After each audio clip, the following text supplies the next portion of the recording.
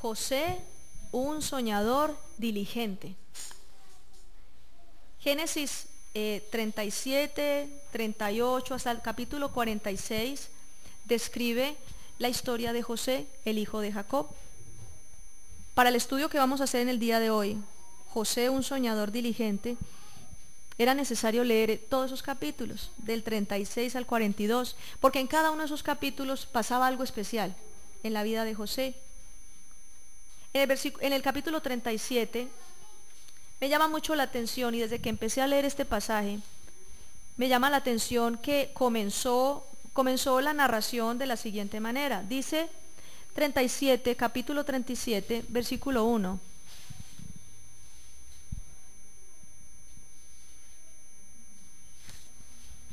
Dice entonces la palabra: Jacob se quedó a vivir en la tierra de Canaán, la tierra en la que había vivido su papá. Versículo 2, miren, esta es la historia de la familia de Jacob, y arranca con José. Y de los 13 capítulos, 11 hablan de José. Se está hablando, esta es la historia de la familia de Jacob, pero se enfocan es en José. ¿Sí han visto? Hasta que José se muere. De ahí en adelante pues ya empiezan a hablar de los otros hijos de Jacob, etc.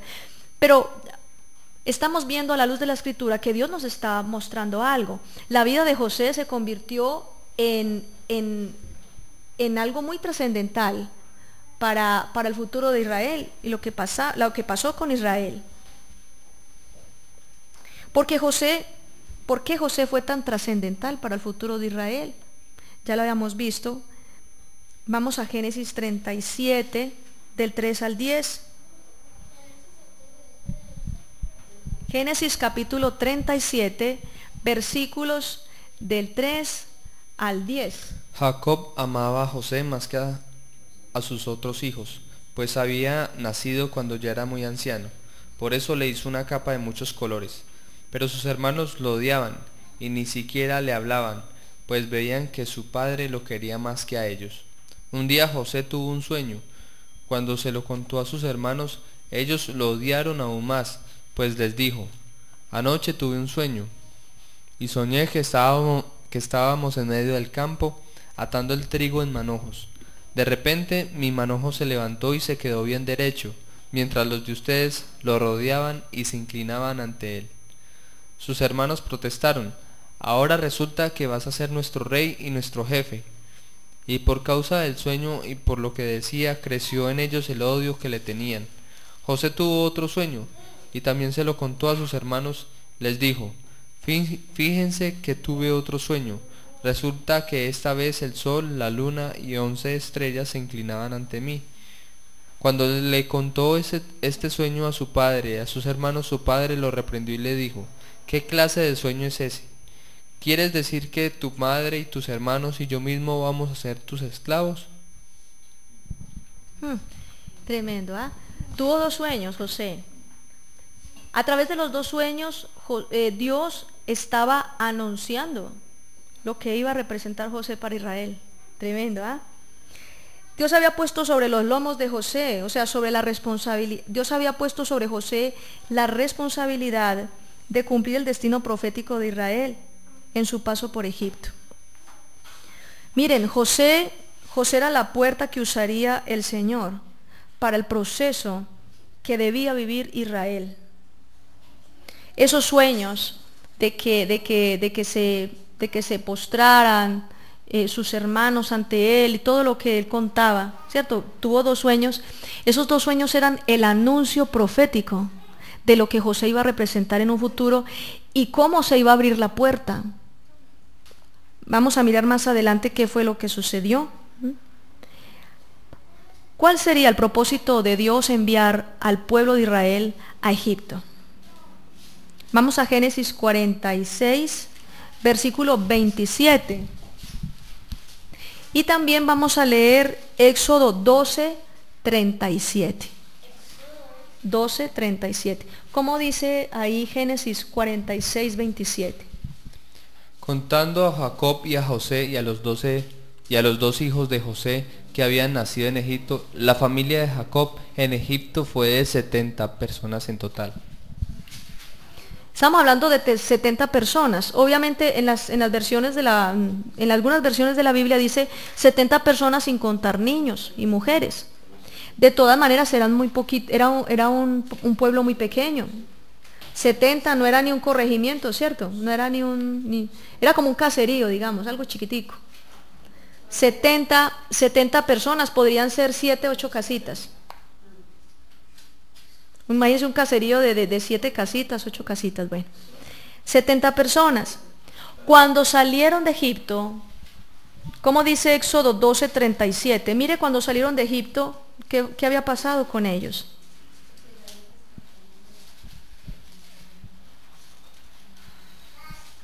Los israelitas viajaron a pie desde el pueblo de Ramsés hasta el pueblo de Sucot. Eran como 600.000 varones, más las mujeres y los niños.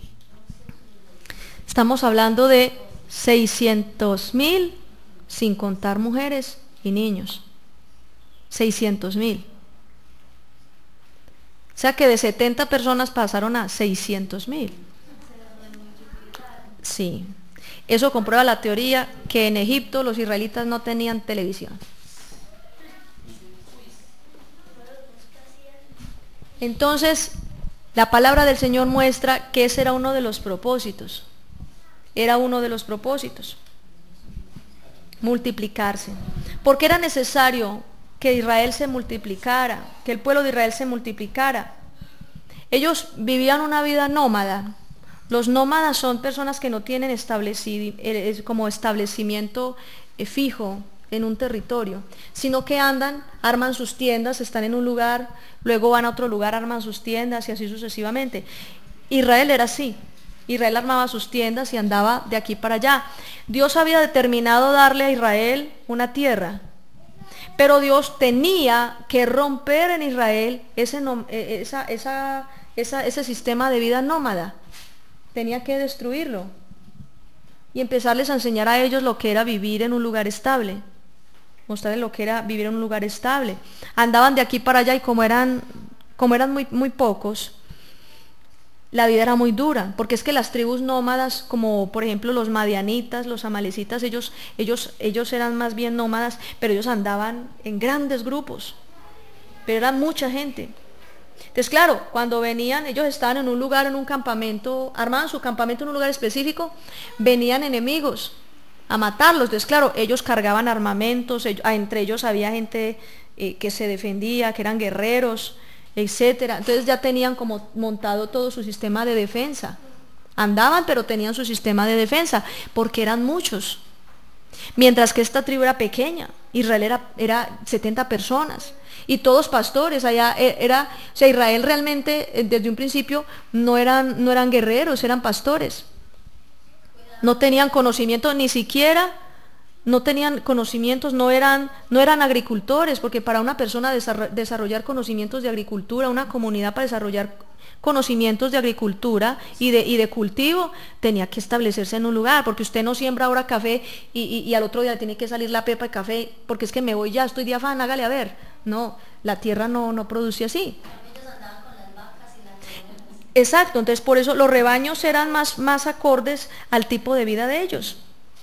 Por eso el Señor tenía que fortalecer estas personas, fortalecer el pueblo de Israel a través de la multiplicación. Pero ellos no podían multiplicarse de esa manera porque estaban en un lugar y claro, los atacaban, etcétera, iban a otro lugar también, entonces no era bueno, porque para poderse multiplicar tenían que estar en un lugar donde estuvieran protegidos, donde se pudieran guardar de los saqueos, de los asesinatos y la hostilidad de los vecinos, de los pueblos vecinos. No tenían, digamos, Dios también otro propósito. Le había hablado en Génesis 15, Dios le había hablado a Abraham y le había dicho ciertamente, tu descendencia vivirá esclava en Egipto por 430 años, pero al final ellos saldrán con grandes riquezas. Ellos despojarán a los egipcios. Entonces ese era otro propósito, para despojar a Egipto de riqueza. Egipto tenía muchas riquezas y dice la palabra que a lo último estaba Faraón desesperado. El primogénito de Faraón había estado bajo juicio, murió porque Dios trajo muerte sobre todos los primogénitos de Egipto.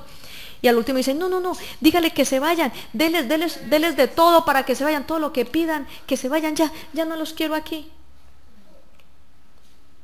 Y les dieron riqueza. Dice que los egipcios estaban tan desesperados, no, el mismo pueblo egipcio le decía a Faraón, ay no, saquémoslos de aquí porque vamos a morir todos, saquémoslos rápido, necesitan plata, tengan, les doy. Entonces claro, salieron con grandes riquezas de Egipto, porque necesitaban tener recursos para todo lo que Dios después tenía, para poderse establecer en Canaán.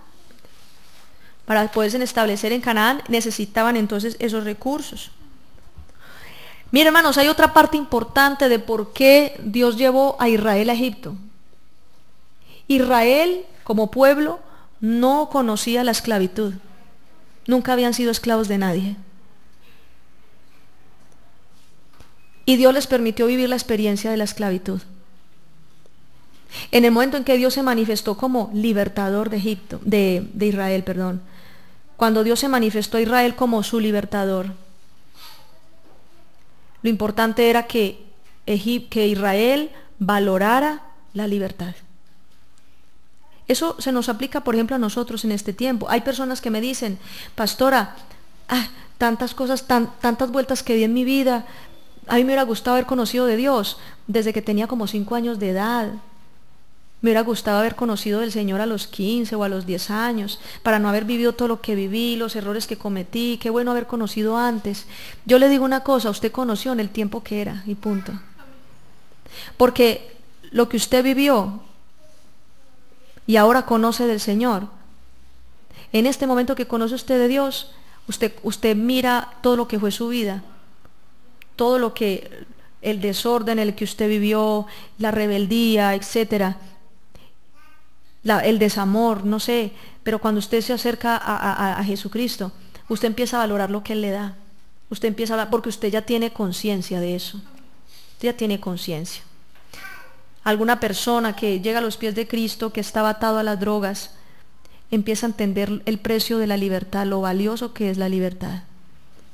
Una persona que estaba esclava de algún pecado, cuando Dios le hace libre, empieza a entender la importancia de esa libertad. No quiere decir de que todos tenemos que vivir una vida desordenada para poder valorar la libertad, no. Dios también da la oportunidad y se revela a los jovencitos que están acá, a los niños que están acá. Dios precisamente les permite conocerlo para que no recorran el mismo camino de sus antepasados, los mismos errores de sus antepasados, para que no tengan que experimentar en su propia vida lo que ustedes saben que está mal. No necesitan ustedes meterse en problemas para saber que les va a ir mal como les fue mal a su abuelo, o a su tío, o a su tatarabuelo. No es necesario vivir esas cosas. Pero mire que cada uno, Dios tiene un proceso con cada uno. Dios tiene un proceso con cada uno, y cuando Dios permite que tú pases por unas experiencias y que tú vivas un proceso, es para Dios prepararte, es para Dios darte conciencia de cuánto te ama, para que tú te des cuenta de lo que vale la libertad y la salvación que Dios te ha dado. Yo antes pensaba, qué bueno haber conocido al Señor a los 10 años de edad o qué sé yo, pero ahora yo pienso, yo lo conocí en el momento que era, porque quién sabe, después de los 10 años, de pronto hasta los 20 años me hubiera descarriado. O sea, uno no sabe qué hubiera pasado, pero es mejor uno no lamentarse por las cosas como no se dieron, ni lamentarse por el pasado, ni lo que pudo haber sido y no fue. Lo más importante es que tú sepas, hayas conocido a Jesús a los 10, a los 15, a los 20, 30, 40, 50. Hay gente que conoce a Jesús como una viejita, ¿se acuerda la señora que se fue con Cristo? Allá donde estábamos. Lo conoció a los 80 y tantos años, conoció a Jesucristo, se fue con Él. ¿Para qué más? Si eso es lo importante, irnos con Él. ¿Mm? Entonces, hermanos, tenían que conocer el precio de la libertad. Ellos experimentaron lo que era ser esclavos, para luego cuando salieran a la libertad, poder valorar esa libertad. Amén. ¿Cómo fue el proceso de José? Veamos entonces en Génesis 37, leamos otra vez Génesis 37 del 1 al 3. Miremos cómo vivía José. ¿Quién era José? Esta es la historia de Jacob, que vivió en la tierra de Canaán, donde antes su padre había vivido como extranjero. Cuando José tenía 17 años, ayudaba a sus hermanos, los hijos de Bila y de Silpa, a cuidar las ovejas. Pero José le contaba a su padre lo mal que se portaban sus hermanos. Jacob amaba a José más que a sus otros hijos, pues había nacido cuando ya era muy anciano. Por eso le hizo una capa de muchos colores. Pero sus hermanos lo odiaban y ni siquiera le hablaban, pues veían que su padre lo quería más que a ellos. Un día José tuvo un sueño. Cuando se lo contó a sus hermanos, ellos lo odiaron aún más, pues les dijo: anoche tuve un sueño, y soñé que estábamos en medio del campo, atando el trigo en manojos. De repente mi manojo se levantó. Ya, del 1 al 3. Del 1 al 3, entendí 3. Bueno, entonces dice la palabra del Señor que esa es la relación. José tenía una posición. José era el consentido de su papá. ¿Qué hacía José en ese tiempo? ¿A qué estaba dedicado José?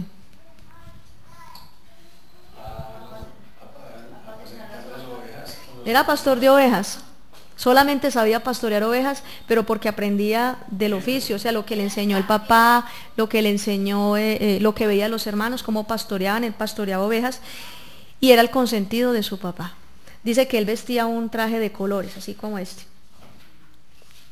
Y dice la palabra del Señor que era el favorito de Jacob. Estuvo allí, la palabra del Señor habla que la niñez hasta aproximadamente 17 años de edad, cuando los hermanos lo entregaron. Génesis 39 del 1 al 6, solamente leamos del 1 al 6. Génesis 39. Cuando los comerciantes llevaron a José a Egipto, lo compró Potifar, que era oficial del rey y capitán de su guardia. A José le fue muy bien allí, en casa de su amo egipcio, pues Dios estaba con él. Potifar vio que Dios ayudaba a José y hacía que todo le saliera bien. Por eso trató amablemente a José, lo puso a cargo de su casa y de todo lo que tenía. A partir de ese momento, y gracias a José, Dios bendijo a Potifar en todo, y él no se preocupaba ya de nada más que de comer. Como José era muy guapo y atractivo, la mujer de su amo se fijó en él y le propuso: ven, acuéstate conmigo.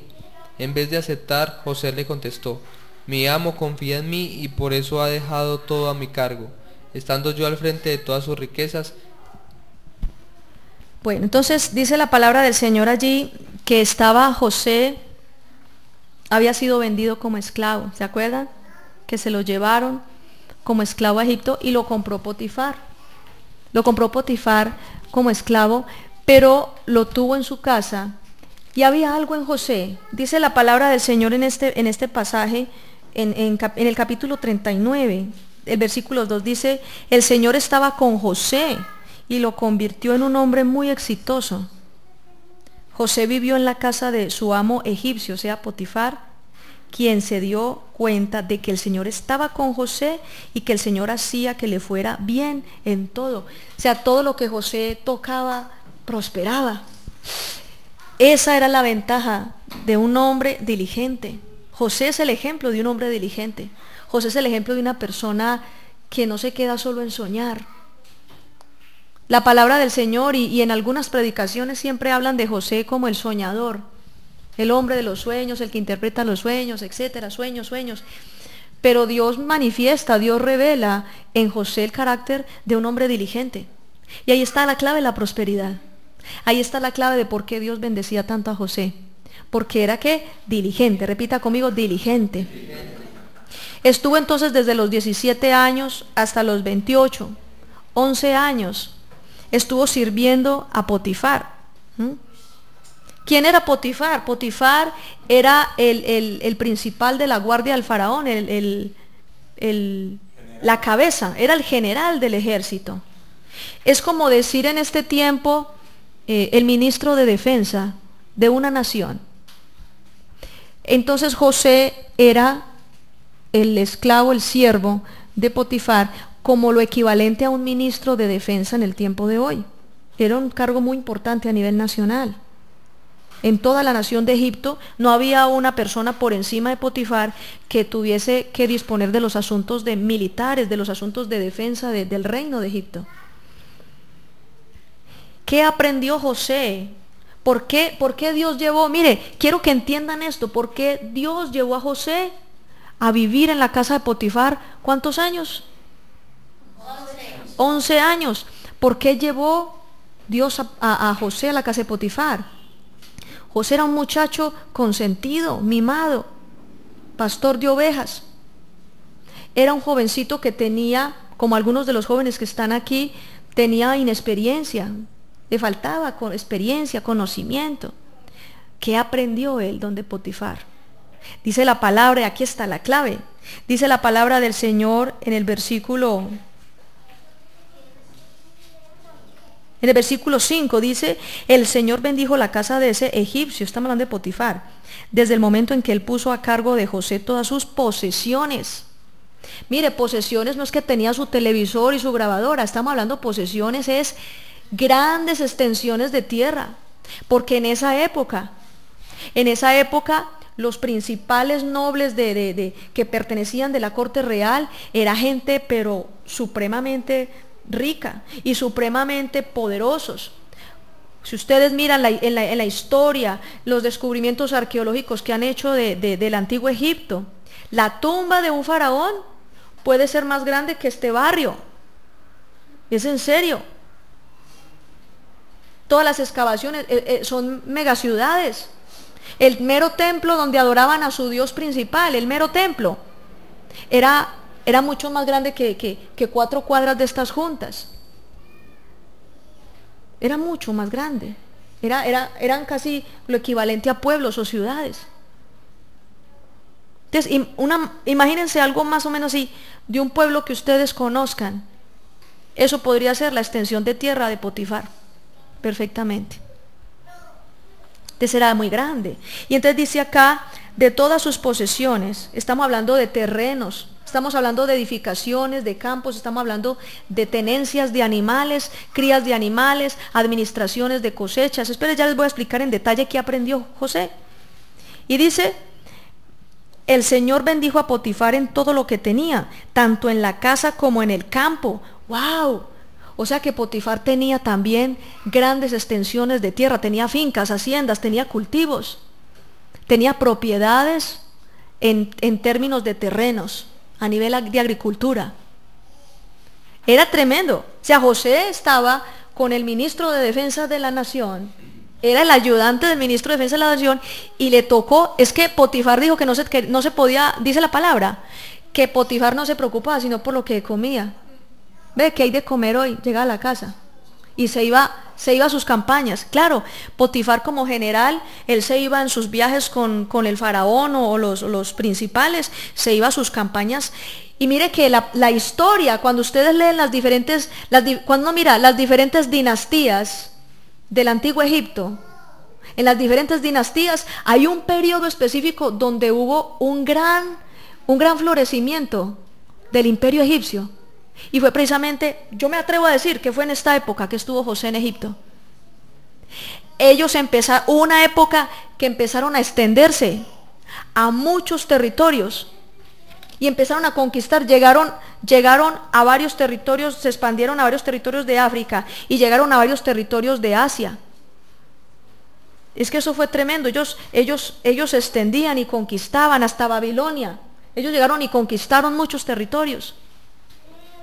O sea que no estamos hablando de la nación actual de Egipto, no estamos hablando de la nación actual de Egipto, que es un territorio limitado. Estamos hablando de todo un imperio, así como hablamos la vez pasada de la cultura persa, ¿se acuerda? Que los persas se extendían, que desde la India hasta parte de Egipto, etc.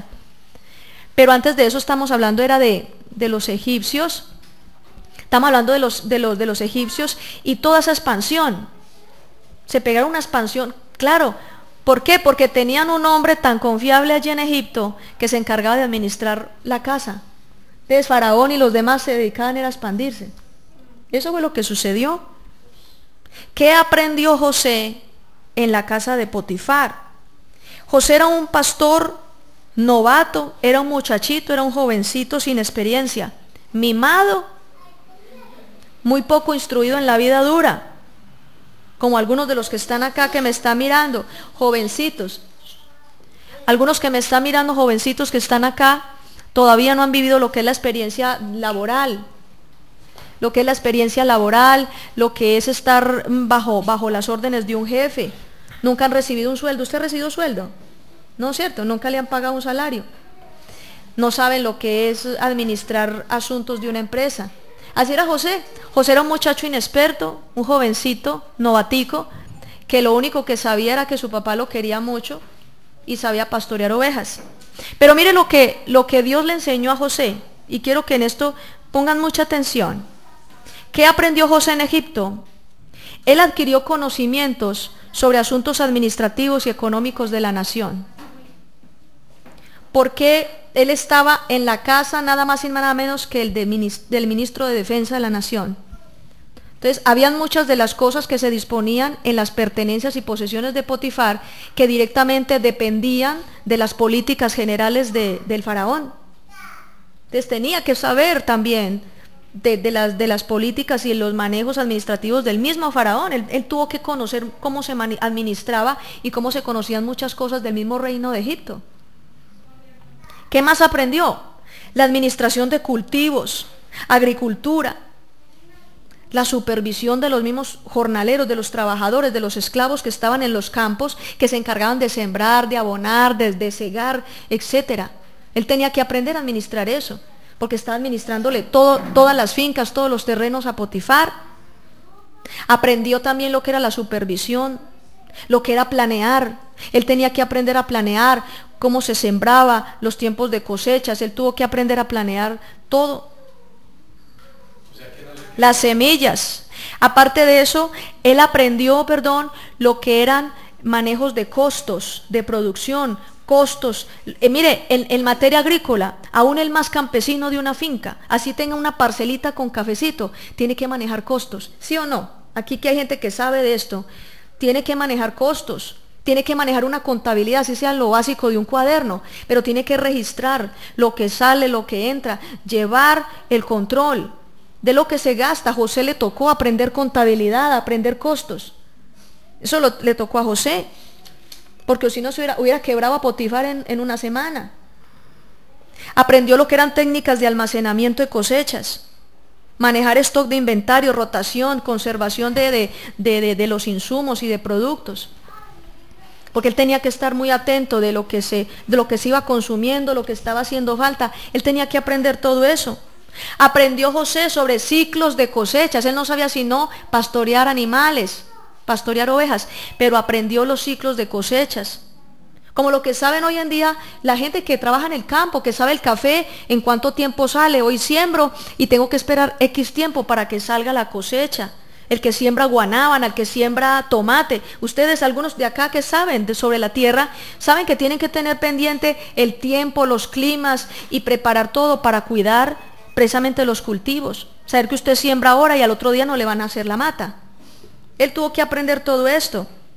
La comercialización de productos agrícolas, porque Potifar no se comía todo el banano, toda la papa que produjeran, todo el producto que sacaran. No, eso había que comercializarlo. Entonces José aprendió lo que era manejo del comercio. En esa época de pronto era muy incipiente la economía, se manejaba el trueque, el intercambio de productos con otras naciones, con otros lugares. Entonces el trueque y otras formas incipientes de comercio.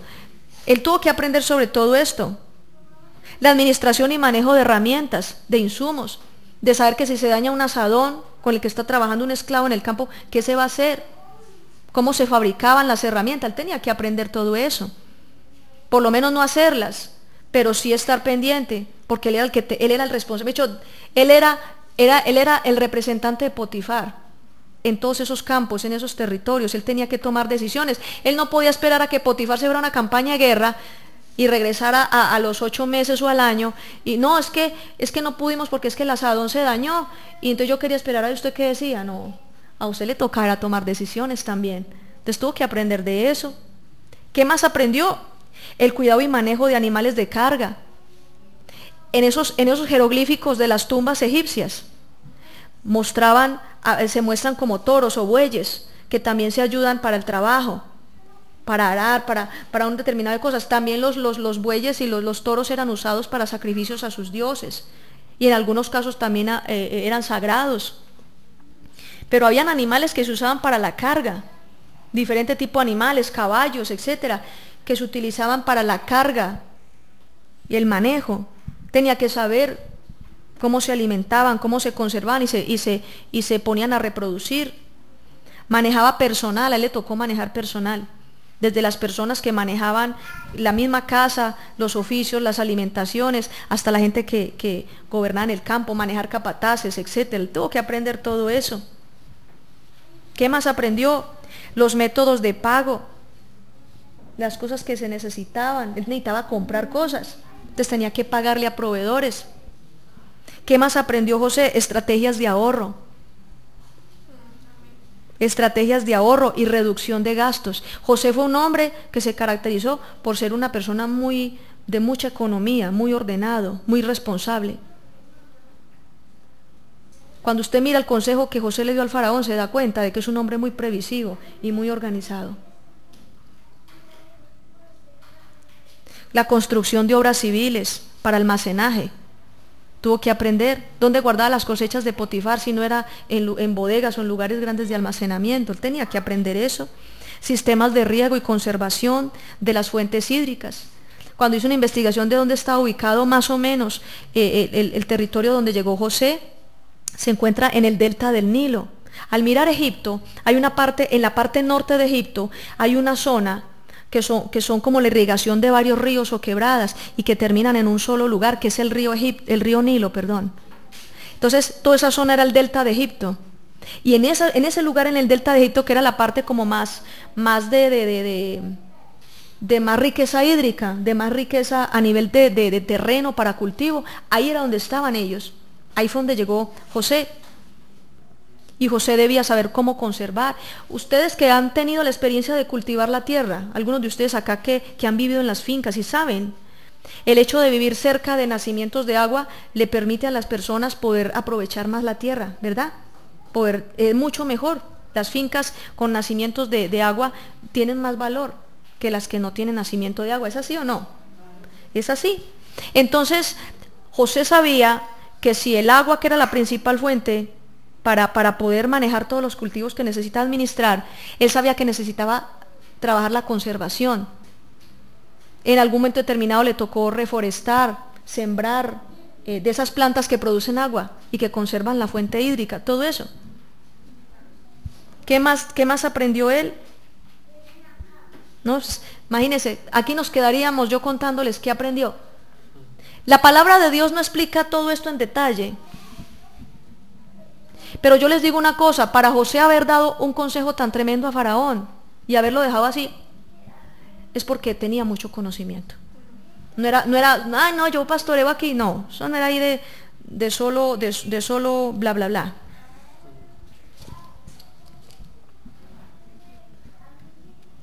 Le voy a decir algo a ustedes, porque la filosofía y la ciencia y todo lo que hoy en día se mueve, le dan mucha exaltación a la cultura egipcia, que los egipcios eran muy sabios porque les enseñaban los tales Anunnakis, que eran supuestamente los extraterrestres.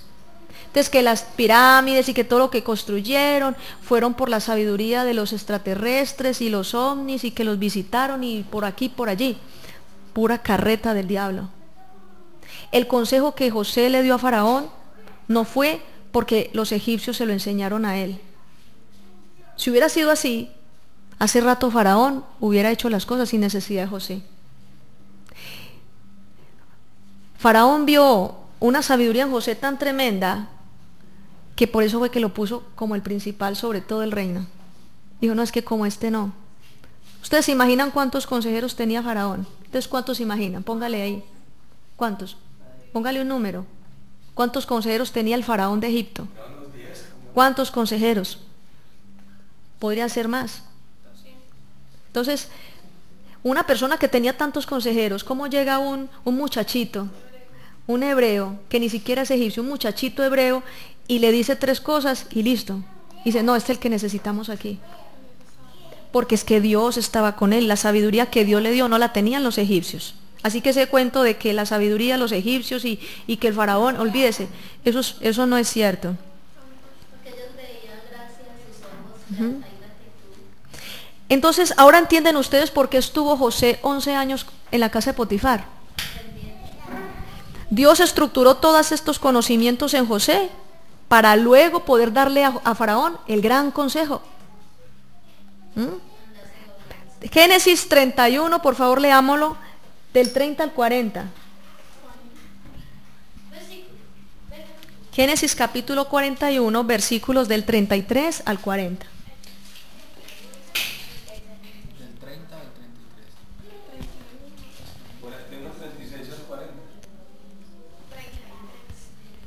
Génesis 41, del 33 al 40. No se me desconcentren.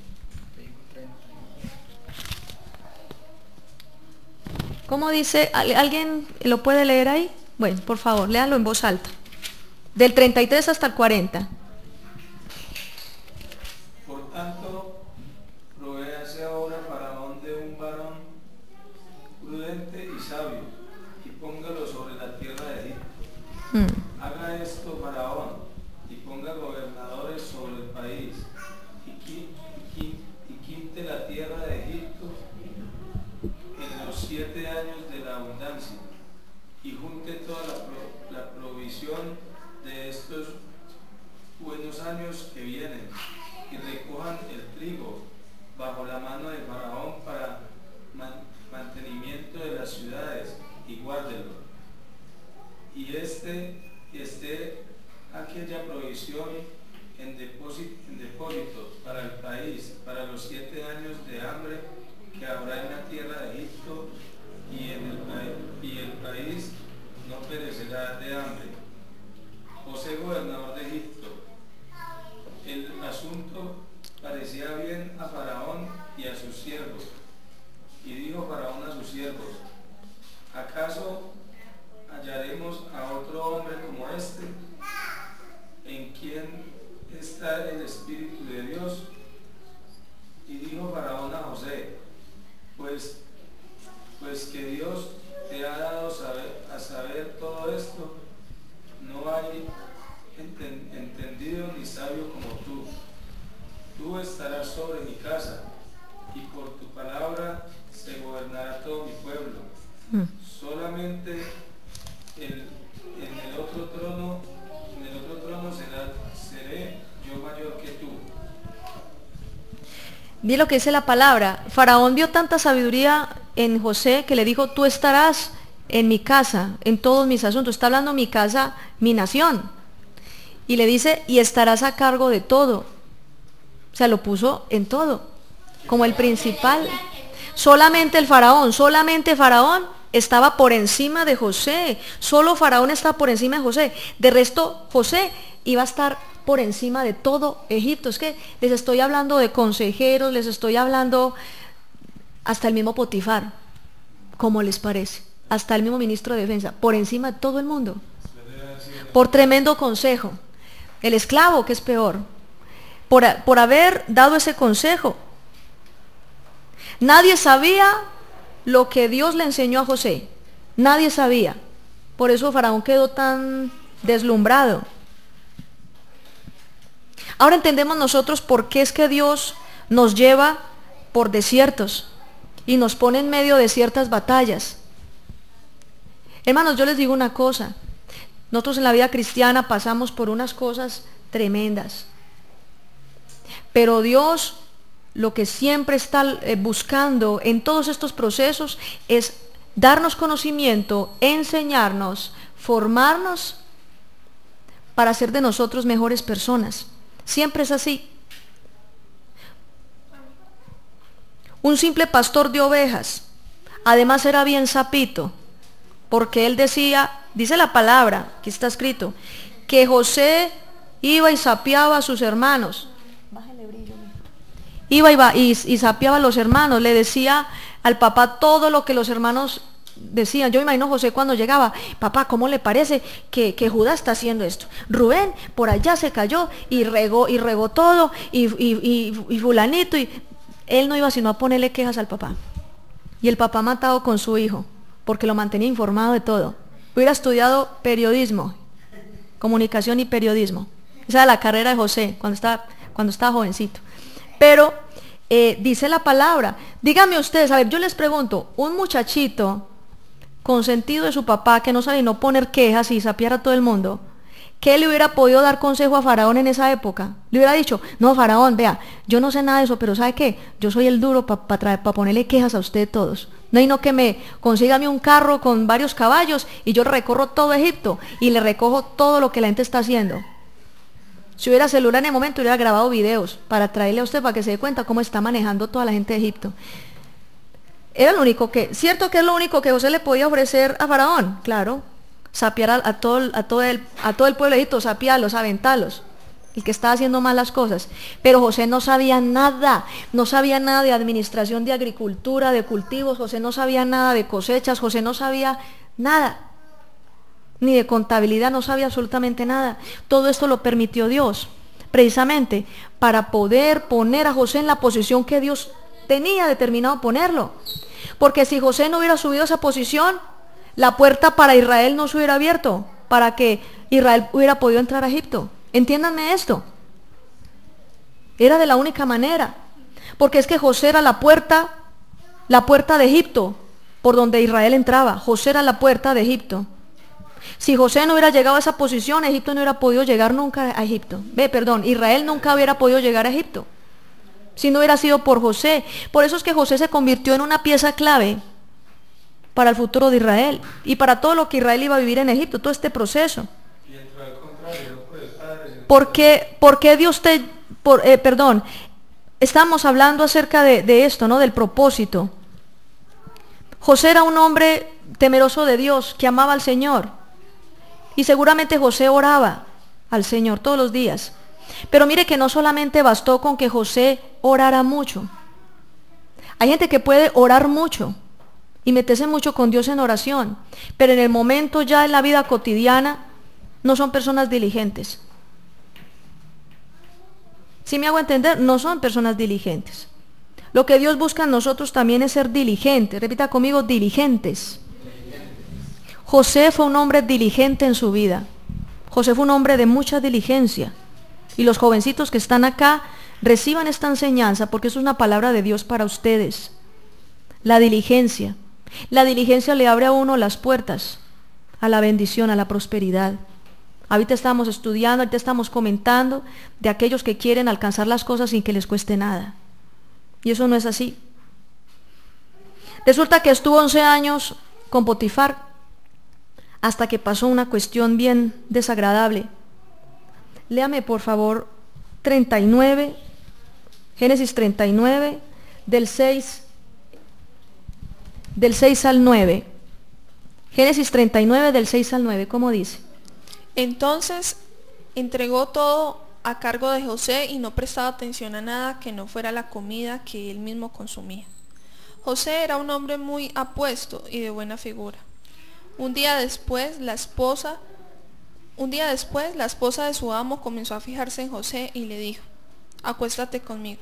Pero José se rehusó y le dijo a la esposa de su amo, mire, conmigo mi señor no tiene nada de qué preocuparse en la casa. Me dio todas sus posesiones para que yo las cuidara. No hay nadie en esta casa que se iguale a mí. Lo único que él me ha negado es a usted, porque es su esposa. ¿Cómo puedo yo hacerle a él algo tan malo y cometer un pecado ante Dios? Entonces estamos hablando de 11 años estuvo José en la casa de Potifar. Cuando llegó pues era un jovencito de 17 años, era un muchachito. Pero a medida que José en 11 años se fue formando como hombre, ¿sí o no? Entonces se fue poniendo fornidito, empezó y dice la palabra que era muy de muy buen parecer, era muy bonito. Y durante esos 11 años, no se sabe cuántos años estuvo la mujer de Potifar detrás de él, hostigándolo. Pero la situación fue muy horrible para José. La situación puede haber sido muy terrible. Además que Potifar se iba y lo dejaba solo. Quedaba ahí con semejante personaje. Encima ahí como la bruja del 71 persiguiéndolo por toda la casa. ¿Se imaginan? Es que acuéstate conmigo. Que consiga un peluche, ¿cierto? Si necesita a quien abrazar por la noche, que compre un peluche. Pero José, qué pecado. O sea, José le tocó un momento difícil. Pero ¿sabe por qué José? Dios también permitió que José fuera tentado en el área sexual.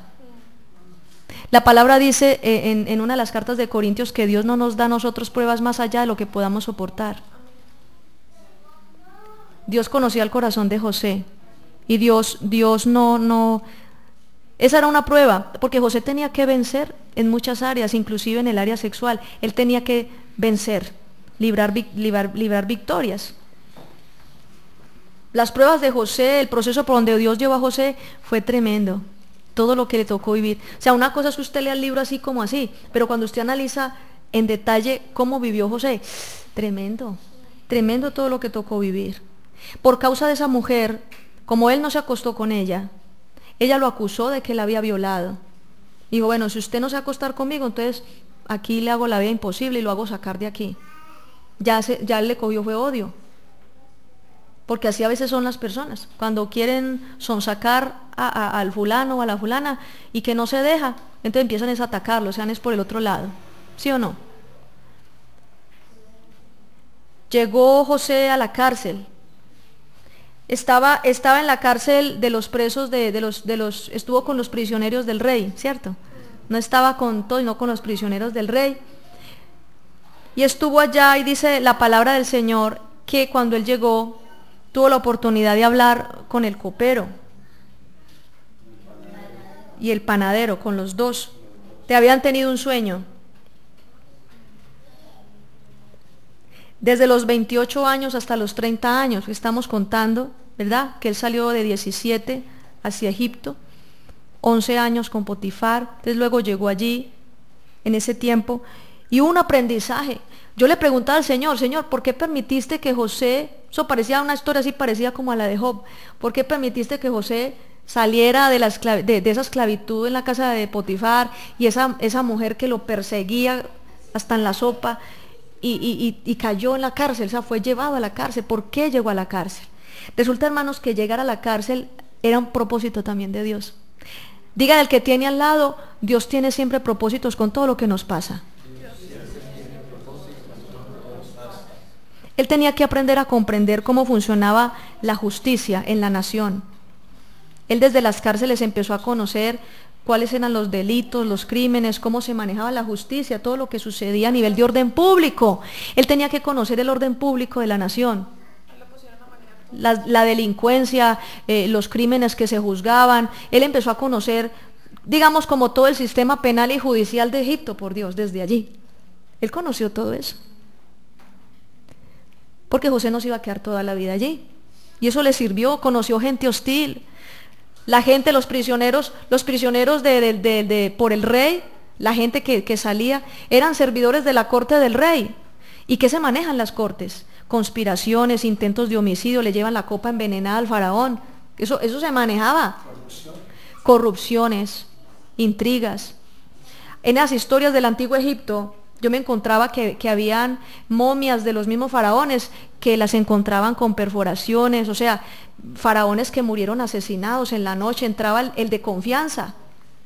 Y los que mataban a los faraones eran los de confianza de la corte real, no eran los de afuera. Eso no los dejaba pasar la guardia. Eran los que estaban adentro. O sea que a José le tocó conocer la condición y todo lo que se manejaba dentro de la corte real.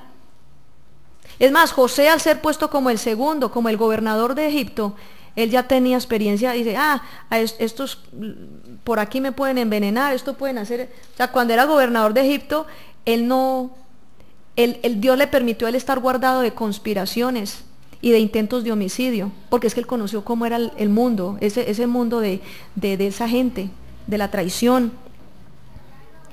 Y lo otro, ¿por qué también terminó en la cárcel? Porque es que era la única manera que se podía encontrar con el copero y el panadero. Allí entonces, ¿qué pasó? Le interpretó los sueños al copero y al panadero, a través de ese don que Dios le había dado, que era la interpretación de sueños. Amén. Ese era el don que Dios le había dado a José. Hay algo bien importante y es algo que Dios quiere enseñarles hoy, es que José supo aprovechar todas las oportunidades que se le presentaron. Estaba trabajando con Potifar, él no se iba a amargar, ay, por aquí mis hermanos no me quieren, y entonces a no hacer nada. ¿Sabe una de las cosas, jovencito, usted que está ahí pendiente, y le quiero decir, una de las cosas más importantes que le abre las puertas a la bendición a una persona es no dejarse amargar? José lo vendieron los hermanos, lo vendieron como esclavo. Él se hubiera llenado de amargura por lo que le hizo la familia. Hay muchas personas que se tiran la vida simplemente porque un familiar le hizo daño, o porque la familia lo defraudó, o lo rechazaron, o era un muchachito bastardo, arrimado, etcétera. Pero José supo aprovechar aún esas situaciones. Listo, me voy de esclavo para Egipto, voy a ser el mejor esclavo. Voy a estar al cargo de los asuntos de Potifar, mi amo, voy a ser el mejor. Porque es que José sabía que él no se iba a quedar toda la vida ahí. Él sabía que tenía unos sueños y esos sueños iban a cumplir. Hay personas acá en la iglesia que Dios les ha hablado para palabra profética. Hay personas que tienen sueños, hay gente que sabe, hay personas aquí que me han dicho, a mí, me han dicho, no, pastora, Dios a mí me dijo que yo voy a hacer tal y tal cosa, pero uno se da cuenta que con el paso de los años, y empiezan a pasar por pruebas desiertos, y empieza el diablo a minarles la mente, a traerles mentira, y cuando menos pensó, la persona está totalmente desorientada, desviada del propósito. ¿Y usted por qué tal cosa? No, porque es que tal, pero Dios no le dijo pues a usted que va a hacer tal cosa, y se quedan como así, como, ay, sí, ¿verdad? Entonces, José, lo normal es que José se hubiera amargado contra su familia, se hubiera volado, hubiera hecho quién sabe qué cosa. Pero dice la palabra que fue diligente.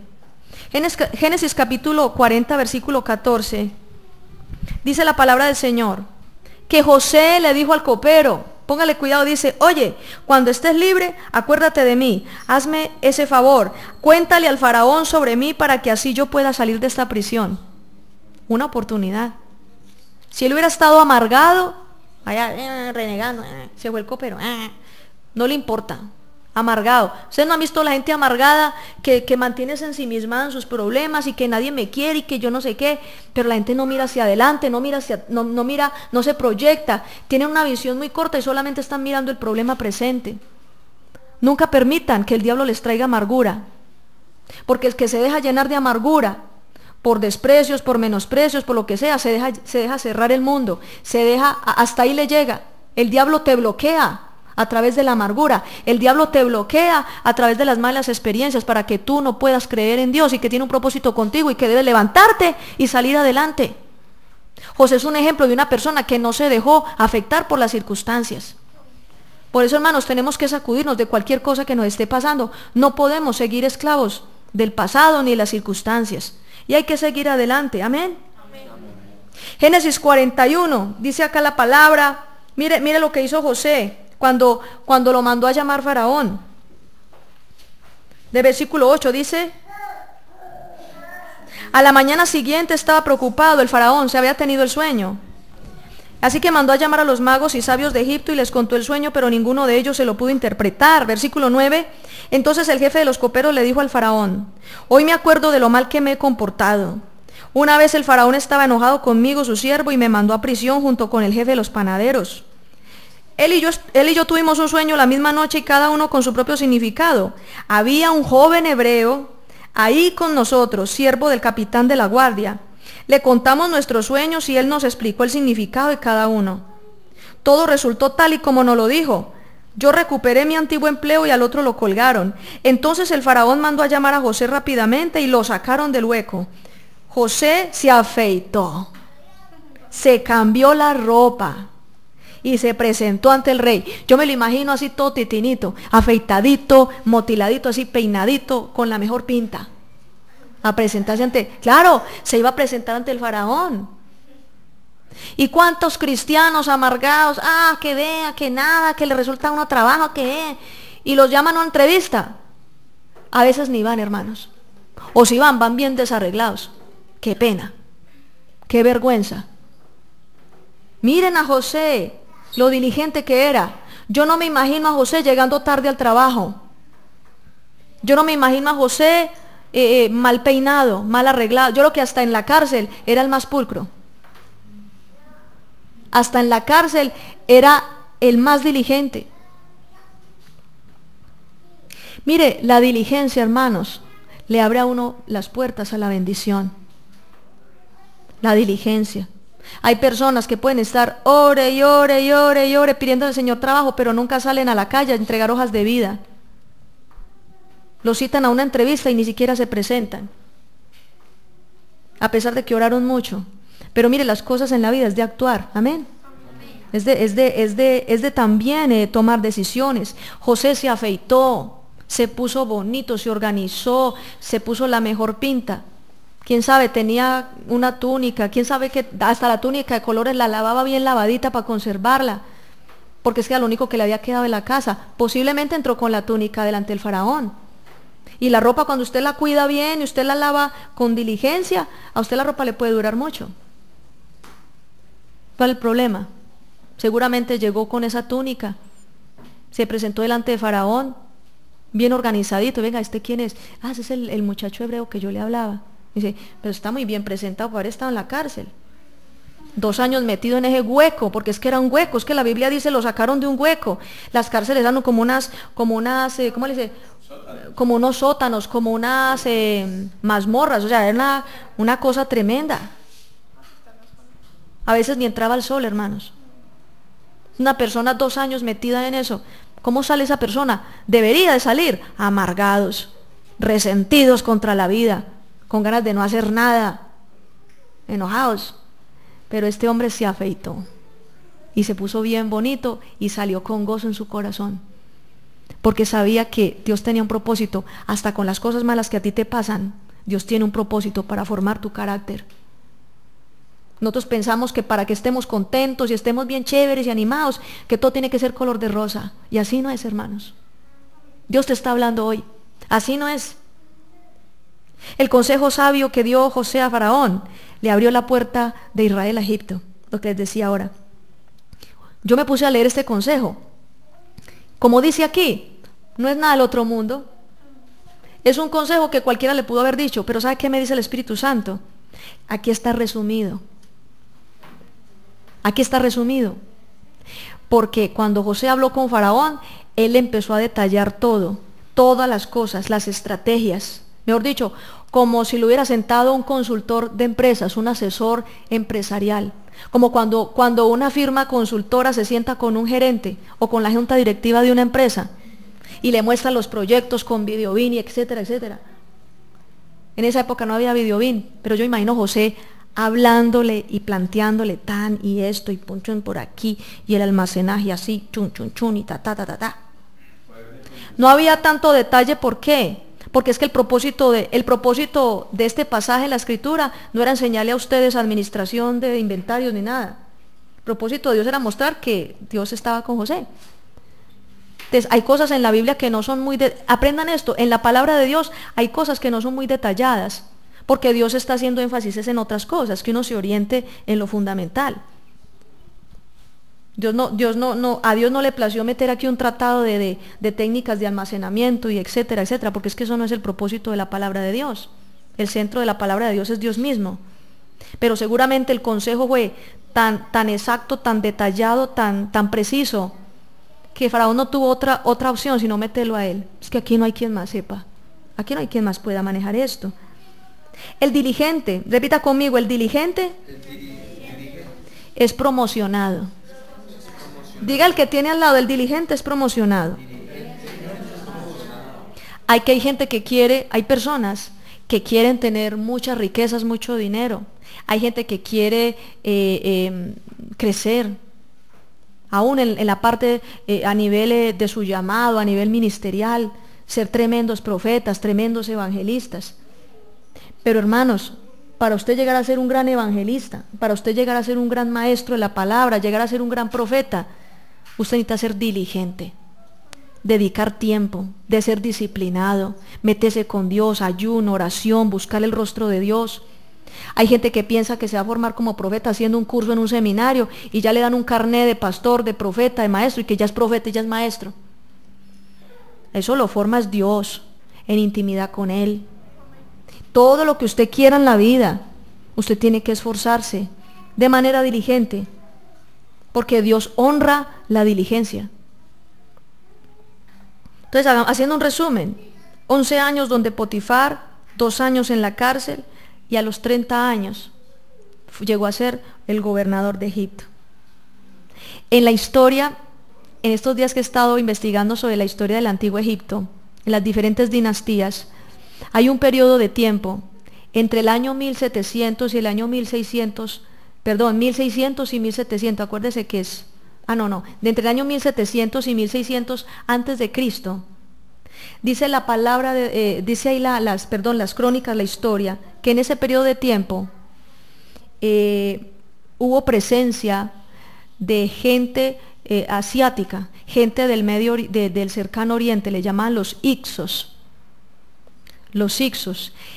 y se dieron cuenta que habían algunos gobernantes de Egipto que tenían nombres de origen hebreo en esa época. Y haciendo los cálculos, vamos a hacer un estudio ya en el libro de Éxodo más adelante, haciendo cálculos así, cifras redondeadas, es muy probable que haya sido en esa época cuando estaba José ahí, que hubo tanto apogeo en Egipto, y que José seguramente era el gobernador, pero José muy seguramente puso aún a algunos de sus hermanos y gente israelita a colaborarles. Entonces quedaron en los jeroglíficos de las tumbas y de los templos de los faraones, donde se escribe la historia de lo que pasó en las determinadas dinastías. Habían testimonios y mostraban la presencia de Hicsos, o sea, gente del cercano oriente. ¿Qué eran los Hicsos? Eran los árabes, los israelitas, eran personas del cercano oriente que pasaron, que habían vivido en Egipto durante un tiempo. Entonces, mucha casualidad que el pueblo de Israel haya estado un tiempo en Egipto, y hay evidencias hasta arqueológicas de que eso es real, de que eso fue así. ¿No les parece eso muy tremendo? Proverbios 13:4, para terminar. ¿Cómo dice ahí esa versión?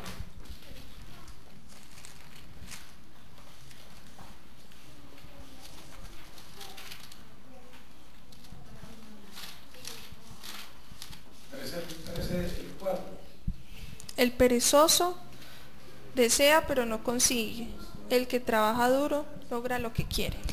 El perezoso desea pero no consigue.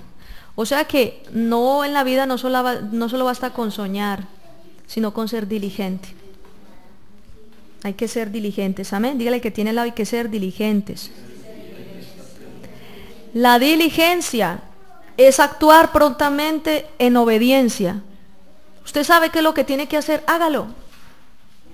Usted sabe que Dios le ha dicho a usted, apártese de pecado, hágalo. Eso es la diligencia. Hablando en la vida cristiana, yo soy diligente cuando yo me santifico y me aparto de pecado, cuando dejo mis malas amistades, cuando dejo de practicar el pecado, cuando me consagro para el Señor, cuando tomo decisiones radicales.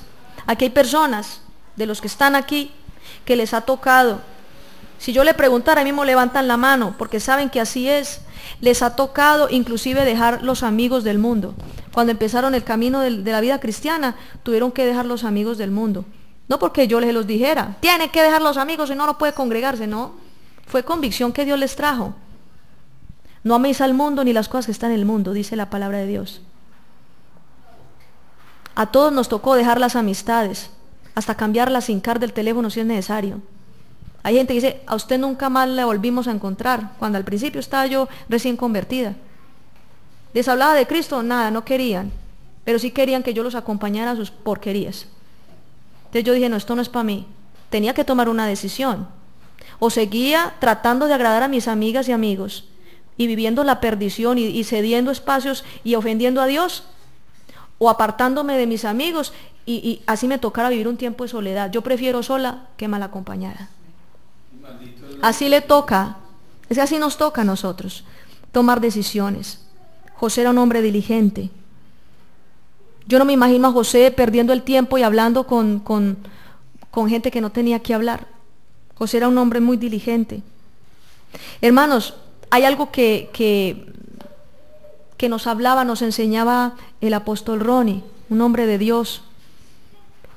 Y él decía, la obediencia a la primera instrucción te califica para recibir la segunda instrucción. Así es. ¿Por qué Dios a unas personas les dice y les dice y les dice, y después de que la persona, después de no obedecer, Dios ya no le vuelve a decir nada y lo suelta? ¿Por qué? Porque la obediencia a la primera instrucción te califica para recibir la segunda instrucción. ¿Usted cómo va a hacer lo segundo si no ha hecho lo primero? ¿Cómo piensa usted estudiar en una universidad si no ha acabado ni la primaria? Por eso Dios a muchas personas ya no les vuelve a hablar. Ya los deja que, listo, están rebeldes, que sigan en su rebeldía. Dios no insiste, Dios no insiste. Dios habla una sola vez. Nosotros como pastores, hermanos, y aprovecho para decirles, como pastores, Dios a nosotros nos pone a pastorear y a hablar con la oveja. La oveja está rebelde. Mija, tal cosa. Mijo, mire, haga esto. Después por allá otra vez, mijo, haga esto, mija, haga aquello. Pero llega un momento, hermanos, en que el pastor ya lo suelta a usted. Uno no va a estar detrás de la persona diciéndole lo mismo cada mes. Al cabo de, mire, hay gente que al cabo de 3 años todavía quiere que yo lo siga buscando y le siga diciendo el mismo argumento, que le siga diciendo el mismo repertorio. Cuando una persona es diligente no necesita que le digan las cosas más de una vez. Aquí hay gente que es tan obediente que con una sola orden de Dios, ahí mismo se mueven.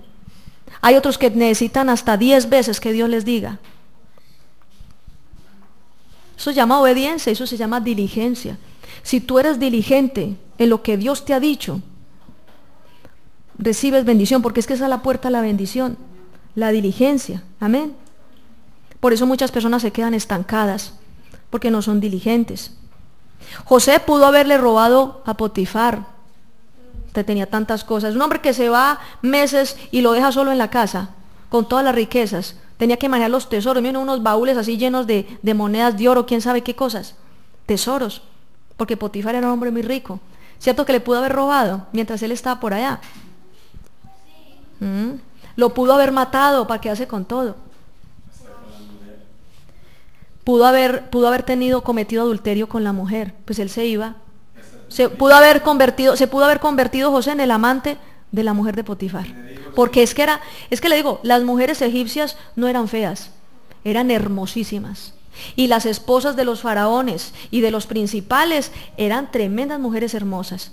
Así que usted no me diga, no, pues tan fácil para José, señora, que se reía y diera toda mueca por aquí. No, era una mujer, era una princesa. O sea, es que a José se guardó y se guardó de verdad, así fue probado. Porque la mujer de Potifar era muy hermosa. Las mujeres de los egipcios en esa época y de la gente de poder en Egipto eran mujeres muy hermosas. En la historia habla de mujeres como Nefertiti y Nefertari, tremendas esposas de faraones que se caracterizaban por ser de una belleza espectacular, hermanos. No era cualquier cosa. También José se pudo haber llenado de amargura. Lo vendieron los hermanos, era para que estuviera muy amargado, ¿cierto? Se hubiera llenado de amargura y hubiera dicho, no voy donde el faraón, ya no voy. Ahora de pura pica, aquí me quedo, bien peludo, bien sucio, y aquí me quedo. ¿Cuántos de nosotros muchas veces hemos pasado por muchos desiertos? Nos ha ido mal en la vida. Y cuando Dios nos da la oportunidad de hacer algo, de ser promocionados, estamos amargados, y entonces ya no queremos aprovechar la oportunidad que Dios nos da. ¿Sí o no? Eso ha pasado. Por eso uno no le puede, diga al que tiene al lado, no le dé cabida a la amargura. Él pudo haber sido bien flojo en su trabajo, bien mediocre. Él pudo haber hecho pura locha en su trabajo, haber hecho las cosas mal. ¿Cuánta gente está, Dios lo pone en un cargo, en un puesto, en un trabajo, y son bien lochudos, bien irresponsables. Hay que estarles diciendo las cosas cada rato. José pudo haber sido así. Él pudo haber sido así. Listo, ¿qué hace Potifar?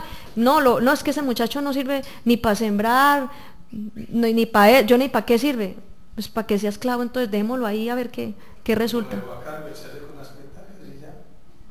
Me he dicho, la casa de Potifar se hubiera acabado en manos de un vago, de un mediocre. Pero José no era así. Esta enseñanza tiene que ver precisamente con lo que Dios nos quiere preparar. Mire hermanos, el año 2015 es un año de compromiso con Dios. El año 2015 es un año donde Dios quiere que seamos diferentes. Dios quiere que en este año 2015 ya no sigamos siendo las mismas personas del año pasado, sino que seamos diferentes.